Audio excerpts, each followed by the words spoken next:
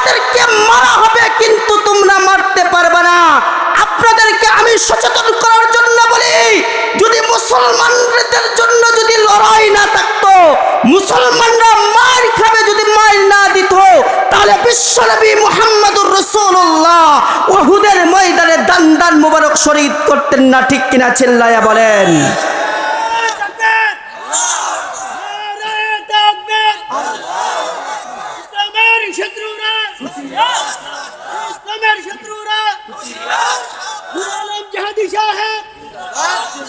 মুসলমান ভাইয়েরা আমার, ইসলাম আমাদেরকে প্রথম শিক্ষা দেয় আত্মসমর্পণ করা। অর্থাৎ যখন আসবে আল্লাহ তাআলার হুকুম, নামাজের হুকুম, নামাজ পড়া, আল্লাহ তাআলার হুকুম কাতেল অর্থাৎ লড়াই করা, বিধর্মীরা, ইহুদিরা, খ্রিস্টানরা তারা যখন ইসলামকে আঘাত করে কথা বলবে, তখন আল্লাহ তাআলার হুকুম হলো তোমরা ওয়াতুজাহিদুনা ফি সাবিলিল্লাহ, আমার রাস্তায় যা আছে তা নিয়ে নেমে পড়ো। এটার নামই হলো ইসলাম। আইয়ুহাল্লাযীনা আমানুত্তাকুল্লাহ হাক্কা তুকাতিহি ওয়া লা তামুতুন্না ইল্লা ওয়া আনতুম মুসলিমুন। হে ঈমানদারেরা, তোমরা আমি আল্লাহকে যথাযথভাবে ভয় করো এবং মুসলমান না হইয়া কবরে আসিও না। আয়াতের তরজমা এটা পাইছেন তো ইনশাআল্লাহ। এখন আসেন ব্যাখ্যায় যাই। ব্যাখ্যা করতে গিয়ে আপনাদের সামনে আমি পরের অংশটা আগে আলোচনা করব, প্রথমের অংশটা শেষে আলোচনা করব। শেষের অংশের ভিতরে আল্লাহ তাআলা বলেন মুসলমান না হয়ে কবরে আসিও না। আমরা এখানে যারা আছি সকলে মুসলমান না? বলেন আমরা মুসলমান কিনা? এখন যদি বলি মুসলমান কাকে বলে? মুসলিম শব্দটা ইসলাম থেকে নেওয়া হয়েছে। ইসলাম শব্দের শাব্দিক অর্থ আমরা করি শান্তি। কি বলি? বলেন আমরা কি বলি? ইসলাম অর্থ কি বলি? শান্তি। আসলেই লুগাতগুলা খুলে দেখবেন ইসলাম শব্দের ডাইরেক্ট অর্থ শান্তি নয়। ইসলাম শব্দের শাব্দিক অর্থ হলো আত্মসমর্পণ করা। কি করা? বলেন কি করা? তাহলে এখন আমরা ডাইরেক্ট যে বলি ইসলাম শব্দের অর্থ শান্তি, এটা মুসলমানদের বলানো কথা না, মুসলমানদের শিখানো বলি না, মুসলমানদের এই পরিভাষা সমাজের ভিতরে প্রচার করার জন্য যোগ্য উলামায়ে কেরামও দায়ী না। এটা ইংরেজ ব্রিটিশ বেনিয়ারদের কাজ।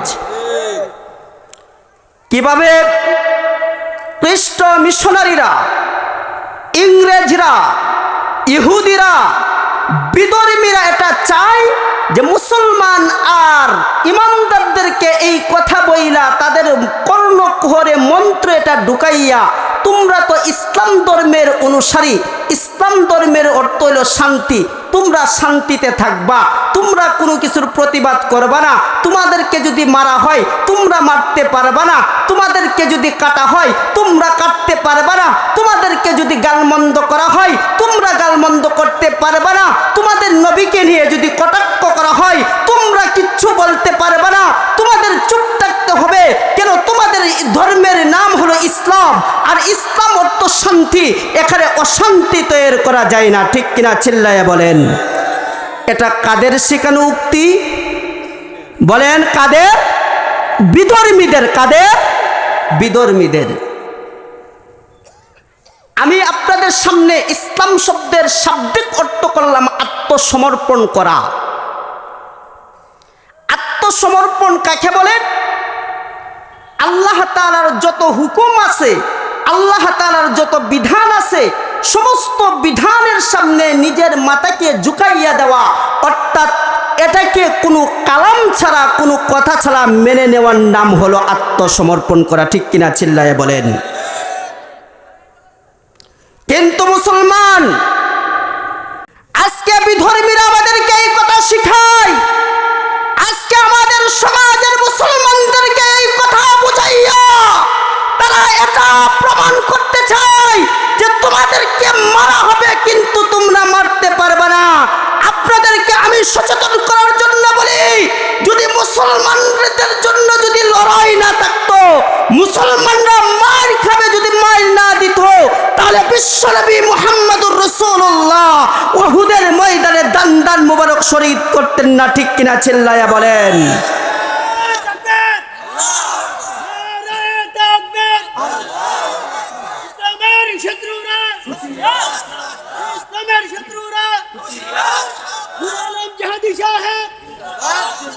মুসলমান ভাইয়েরা আমার, ইসলাম আমাদেরকে প্রথম শিক্ষা দেয় আত্মসমর্পণ করা।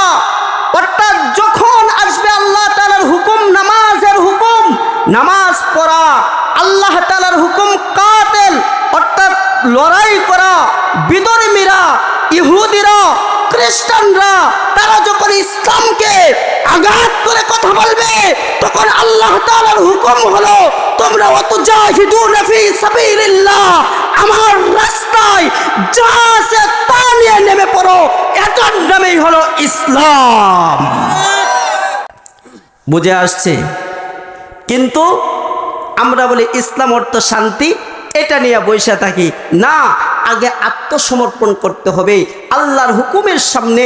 যখন আমি আত্মসমর্পণকারী হয়ে যাব, তখন আত্মসমর্পণকারী যারা হবে, এর পরবর্তীতে আল্লাহ তাআলার পক্ষ থেকে ওই বান্দাদের জন্য ফি কলবিহি, তার এই যে কলবের ভিতরে আল্লাহ তাআলা শান্তি নাজিল করবেন। চিল্লায় বলেন সুবহানাল্লাহ। বুঝে আসছে? তাহলে ইসলাম, আল্লাহ পাক রব্বুল আলামিন কবরের জিন্দেগিতে যখন আমি যাব, তখন কয়টা সওয়াল করা হবে? বলেন কয়টা? কয়টা? এক নাম্বার সওয়াল, মান রব্বুকা, তোমার রব। বলেন রব কে? আরো জোরে কে? আল্লাহ। দ্বিতীয় নম্বর প্রশ্ন করা হবে, আমান দীনুকা, তোমার দিন কি, ধর্ম কি? নাকি ধর্ম কি? বলেন ধর্ম কি? ইসলাম। এখন দ্বিতীয় প্রশ্নের ক্ষেত্রে যখন আল্লাহ তাআলা করবেন তোমার ধর্ম কি, দিন কি, ইসলাম যত সহজে এখন বলে ফিরেছি, কবরের জিন্দেগিতে এত সহজে বলা যাবে না। কেন?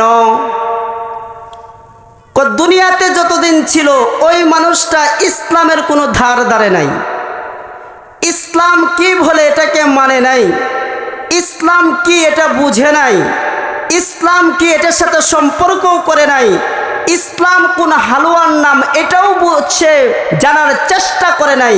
তাহলে সে কিভাবে জবাব দিবে? ইসলাম কি আমাদের জানার দরকার। কি বলেন? ইসলাম হলো আল্লাহ তাআলার আনীত বিধান, আল্লাহর সমস্ত হুকুম আহকামগুলাকে অকপটে কোনো প্রশ্ন ছাড়া মেনে নেওয়া এবং জিন্দেগিতে আমলে বাস্তবায়ন করার নামেই হলো ইসলাম। চিল্লায় বলেন সুবহানাল্লাহ। এখন বেটা আমলেই করে না, মনে করে বাবারে আমি তো মুসলমান, আমার বাপ মুসলমান, আমিও মুসলমান, এখন আর ইসলাম আমার মধ্যে আর বাকি কি আছে, সবেই তো ঢুকে গেছে গা। ঠিক কিনা? আমাদের ধারণা হইল বাপ মুসলমান, দাদা মুসলমান, মুসলমানের ঘরে জন্ম নিছি, আবার কি ইসলামের উপরেই তো আইছি, তা আমি তো খাঁটি মুসলমান, আমার থেকে খাঁটি মুসলমান আর কেউ আছে নাকি? ঠিক কিনা? চিল্লাইয়া বলেন। অথচ মুসলমান কাকে বলে জিজ্ঞাসা করলে কিছু বলতে পারবো না। যদি বলে নামাজ পড়ো কন্যা, তুমি কি কবে? মুসলমান। ঠিক কিনা? সমাজের ভিতরে আছে কিনা? আছে কিনা? হ্যাঁ, পর্দার অন্তরালের মা বোনেরা আছে না? মা বোনদেরকে যদি জিজ্ঞাসা করি, ও মা বোনেরা তুমি কি কইব? মুসলমান। পর্দা করো না তো?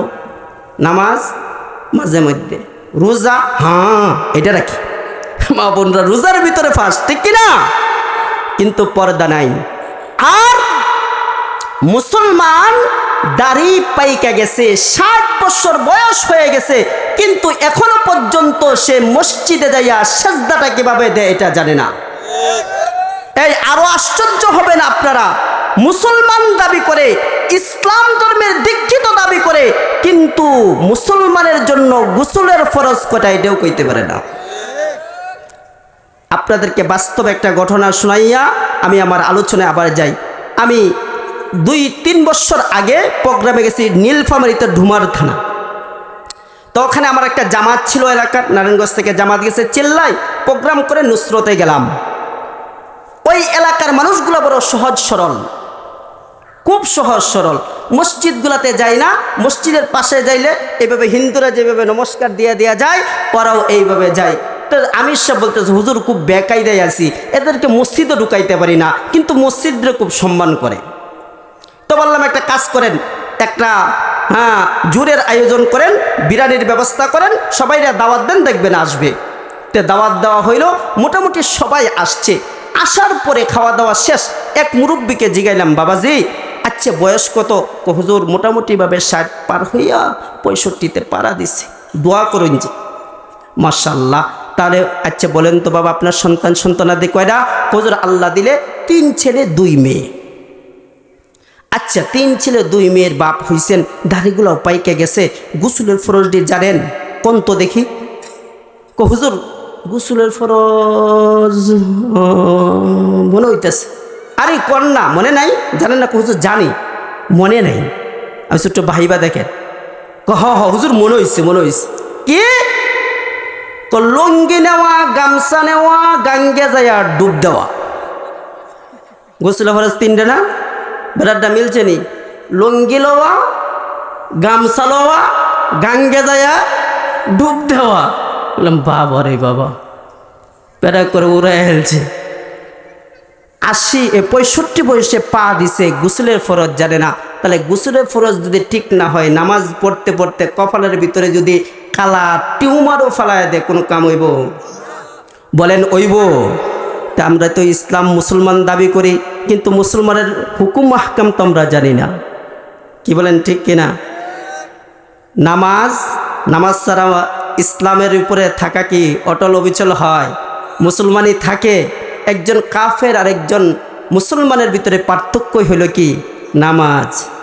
তাহলে কিভাবে দেখি? আপনি এদের জন্য একটা কবিতা শোনাই, দেখেন। মুসলমানের ঘরে জন্ম নিলেই মুসলমান বলা যায় না, ঠিক না? আমরা কি বলি? মুসলমানের ঘরে জন্ম নিয়েছি, আমার থেকে খাঁটি বড় মুসলমান আর কে আছে? আবার বলি যদি বাজান তোমার নাম কি? আব্দুর রহমান। নাম কি? আব্দুর রহিম। নাম তো বড় চমৎকার। নামে কি কবরের ভিতরে প্রশ্নের জবাব দিবে? সুযোগ হবে? নাম বড় ইসলামের, কিন্তু মুসলমানের কিছুই নাই। আছে না এমন? এমন পাবলিক আপনাদের এলাকায় নাই? নাই? আছে? তাহলে থাকলে আমার কবিতার সাথে দেখেন মিলাইয়া এই ধরনের লোক কি পরিমাণ আছে আর খাঁটি মুসলমান কি পরিমাণ আছে। এই মুসলমানের ঘরে জন্ম নিলে মুসলমান বলা যায় না, আব্দুর রহিম করিম নাম রাখিলে আসল মুসলমান হয় না। আওয়াজ নাই, ঠিক কিনা? আব্দুর রহিম আব্দুল করিম নাম রাখলে আসল মুসলমান হয়ে যায়? হ্যাঁ? মুসলমানের ঘরে জন্ম নিলে মুসলমান বলা যায় না, আব্দুর রহিম করিম নাম রাখিলে আসল মুসলমান হয় না। নাম রেখেছে ইমান আলী, করে কালি টালি বালি, নামাজ ছেড়ে আড্ডা মারে, হুন্ডা নিয়ে ঘুরে ফিরে, নামাজেরই বললে কথা বলে পেন্টা পেশাব মাকা। এই কথা কন না কে? তবলিগ জামাতায় বললে চলেন না ভাই, কাপড় ঠিক নেই, ঠিক কিনা? নাম রেখেছে ইমান আলী, করে কালি টালি বালি, নামাজ ছেড়ে আড্ডা মারে, হুন্ডা নিয়ে ঘুরে ফিরে, নামাজেরই বললে কথা বলে পেন্টা পেশাব মাখা। সারা সপ্তাহ মসজিদ কালি, জুমার দিনে ঠেলা ঠেলি, ঠিক কিনা? এই সারা সপ্তাহ মসজিদ কালি, জুমার দিনে ঠেলা ঠেলি, নামাজ ছাড়া ইমান আলীর, নামাজ ছাড়া ইমান আলীর নামটি তাহার মানাই না, নামাজ ছাড়া ইমান আলীর নামটি তাহার মানাই না। হে মুসলমানের ঘরে জন্ম নিলে মুসলমান বলা যায় না, আব্দুর রহিম করিম নাম রাখিলে আসল মুসলমান। জুড়ে বলেন আসল মুসলমান।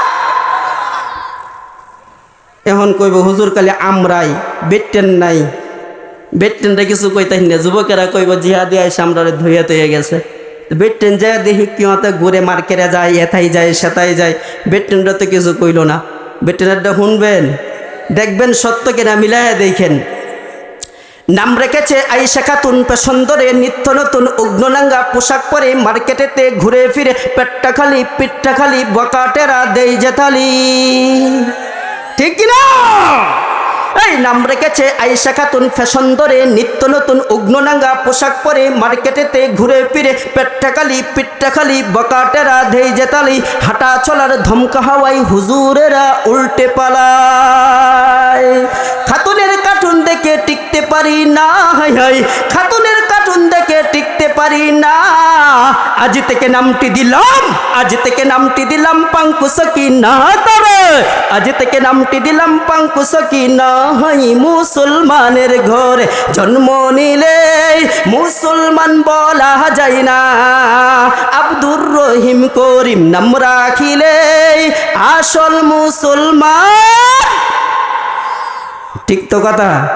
মুসলমান বাবাজিরা রে আমার, এই জন্য বলি খাঁটি মুসলমান হইতে হইলে আল্লাহ তাআলার হুকুম নামাজটা লাগবে কি লাগবে না? রমজান মাসের রোজা লাগবে কি লাগবে না? হালাল হারামের ভিতরে তমিজ করা লাগবে কি লাগবে না? আসল মুসলমান যদি তুমি হইতে চাও গো, ওমান দিনুকা কবরের প্রশ্নের জবাব যদি দিনিয়াল ইসলাম দিতে চাও, তাহলে ও দুর্গাপুরের মুসলমান ভাইয়েরা, ও আমার বাবাজিরা, যুবক বন্ধুরা, হাতে পায়ে ধরে কইয়া যায় ইসলামের লেবাসটা শরীরের ভিতরে লাগাইবা, আল্লাহর ঘর মসজিদটাকে একটু চিনবা। প্রতিদিন তোমার 24 ঘন্টা সময় দেওয়ার দরকার নাই, 24 ঘন্টার ভিতরে 5 ওয়াক্ত নামাজের জন্য 30টা মিনিট সময় নিয়া আল্লাহর ঘরের ভিতরে যাইয়া এই যে অত্যন্ত মুবারক কপালটাকে আল্লাহর কদমে ফেলাইয়া মালিককে একবার জবানটাকে বইরা সুবহানা রাব্বিয়াল আ'লা বলে ডাক দিবা, দেখবা আরশের মালিক আল্লাহ কুদরতি অন্তর তোমার জন্য ঠান্ডা হয়ে যাবে। 24 ঘন্টার সময় 5 ওয়াক্ত সময় 30 মিনিট করে আমরা দিতে পারবো তো ইনশাআল্লাহ? পারবো তো ইনশাআল্লাহ? আল্লাহ কবুল করেন, বলেন আমিন। 1 নাম্বার কথা, আরো অনেক ব্যাখ্যা আছে মুসলমানের, গেলাম না। এখন আসেন প্রথম অংশের ভিতরে আল্লাহ পাক রব্বুল আলামিন ঈমানদারদেরকে ডাক দিয়া বলে ইয়া আইয়ুহাল্লাযীনা আমানুত্তাকুল্লাহ, হে ঈমানদাররা আমি আল্লাহকে ভয় করবা। কেমন ভয় রে বাবা? হাক্কা তুকাতিহি, যথাযথভাবে ভয় করা। এই উঠেন কে, আলোচনা ভালো লাগে না ভাই? বুঝতেছেন কথা? তাহলে উঠে কি? কেউ উঠবেন না, তাই নিয়ে ধরবেন তো ইনশাআল্লাহ।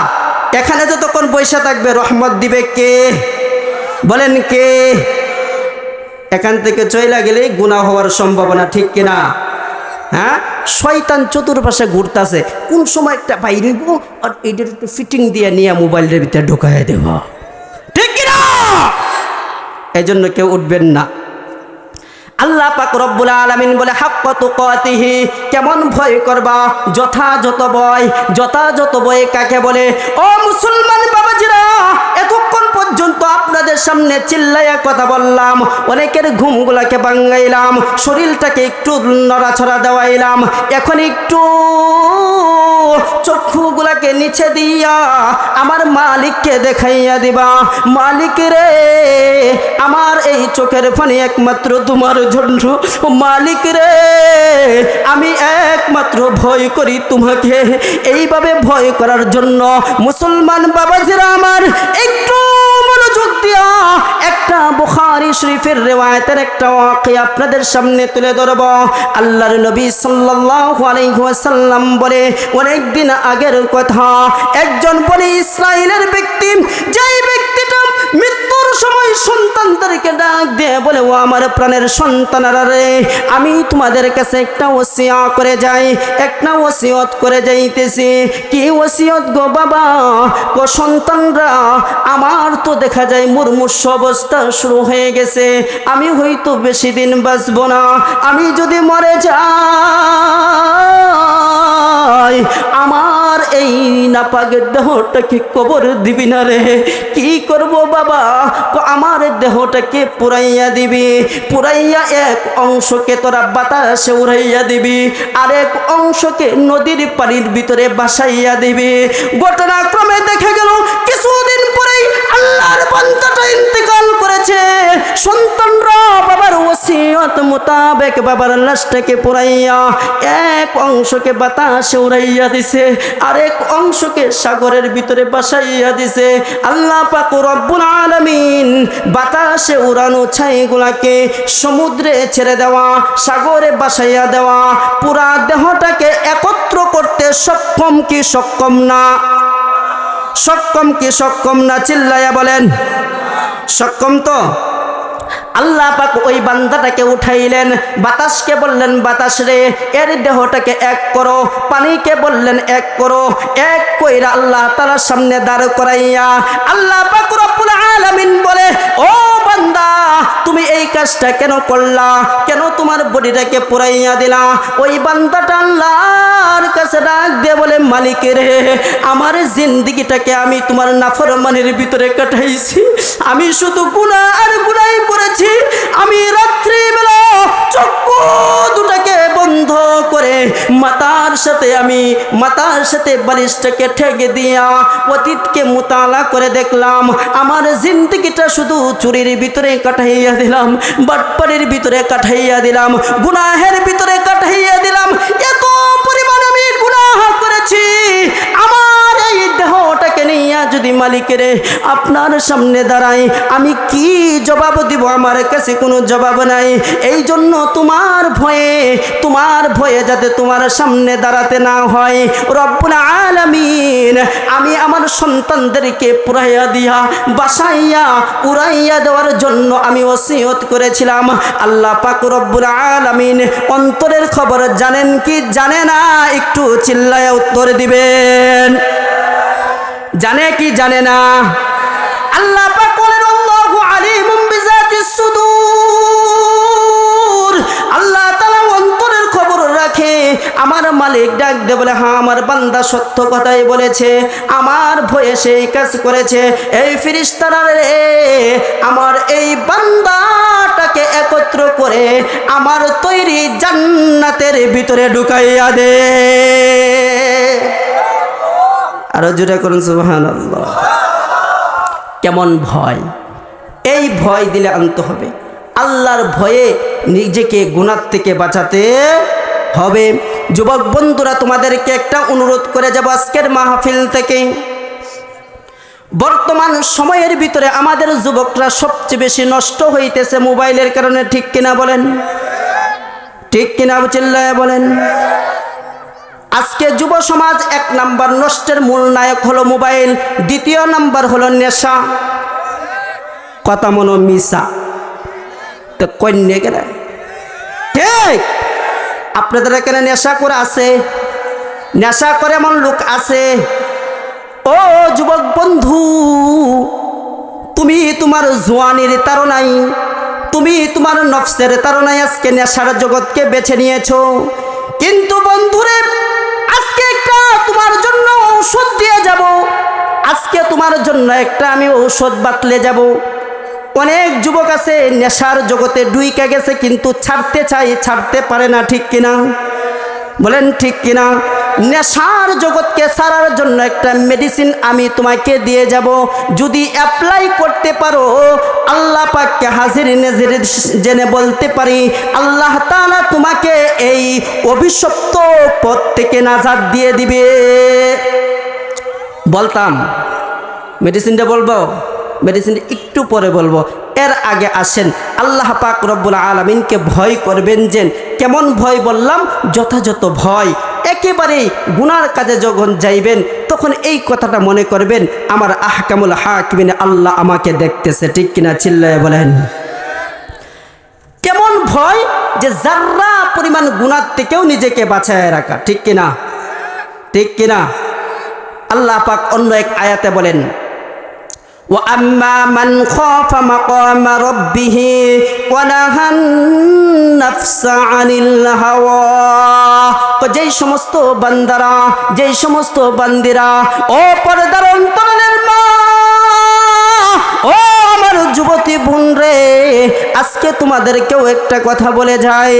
তোমরা তো হলা বাইজিদ বুস্তামির মা, তুমি তো হইলা জনাবে কিবরিয়া নবী মুহাম্মদুর রাসূলুল্লাহ সাল্লাল্লাহু আলাইহি ওয়াসাল্লামের আমেনার মতো গর্ভধারিণী মা।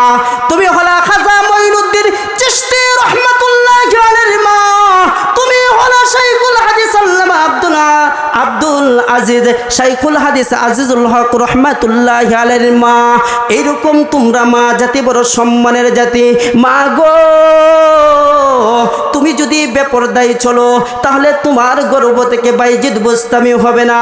মা রে, তুমি যদি বেপরদায় চলো, আল্লাহকে ভয় না করো, সন্তানটা গর্ভের ভিতরে আসার পরে যদি তুমি সিনেমার সামনে বসে থাকো, অ্যান্ড্রয়েড মোবাইলটা লইয়া যদি তুমি শুধুমাত্র অগ্ন বেহায়াপনা নারীদের নর্তকীদের নর্তন দেখো, তাহলে বলতে পারি রে মা, তোমার ওই গর্ভ থেকে বাইজিদ বুস্তামি হবে না, তোমার গর্ভ থেকে জন্ম নেবে নেশা করে, ঠিক কিনা? চিল্লায় বলেন, ঠিক কিনা? চিল্লায় বলেন। আর মা রে, তুমি যদি তোমার গর্ভে সন্তানটা আসার পরে 5 ওয়াক্ত নামাজ ধরো, সকাল সন্ধ্যায় জিকির করো, আল্লাহর কালামের তিলাওয়াত করো, আল্লাহর দিকে মুতাওয়াজ্জু হয়ে থাকো, হালাল ভক্ষণ করে চলতে পারো রে মা, নিজের দেহটাকে যদি পর্দার সাথে আবৃত রেখে চলতে পারো ও মা, তাহলে বলতে পারি তোমার গর্ভে থেকেও এখনো বাইজিদ বুস্তামি জন্ম নেবে, ঠিক কিনা? মুসলমান ভাইয়েরা আমার, যেই কথা বলতেছিলাম, কেমন ভয়। ও আম্মা মান খাফা মাকামা রাব্বিহি ওয়া নাহান নাফসা আনিল হাওয়া। আমি এর দিলের ভিতরে যে একটা যুবতী নারীর দিকে তাকাই, সুযোগ পাইলেই চাইবে তার দিকে যেন আমি একটু গ্রাস করে। আজকে তোমার এই জওয়ানির তরুণটা তোমাকে চাইবে মোবাইলের ভিতরে অশ্লীল পর্নোগ্রাফিগুলোকে দেখার জন্য, তোমার চরিত্রার্থ করার জন্য চেষ্টা করা হবে। কিন্তু যুবক বন্ধুরে, পাঠা দেও পার ভিতরে হাত দিয়ে আমি নূরে আলম জিহাদি আজকে বলে যাই, জানি না আর কোনোদিন আপনাদের এলাকায় আমার আশা হবে কিনা, কিন্তু বন্ধু বলে যাই, এই যে তোমার অন্তরটা, তোমার নফসটা যদি রাতের গভীরে গুনাহের দিকে যদি তোমার আকৃষ্ট হয়ে যায়, আর ওই অবস্থাতে যদি তুমি এটা স্মরণ করো, আহারে এই ভিডিওটা দেখবো, আমার মালিক তো আমাকে দেখতেছে, আজকে এর সাথে যাইয়া আমি একটু স্পর্শ করব পরনারীকে, আমার মালিক তো দেখতেছে, এইটা মনে কইরা যদি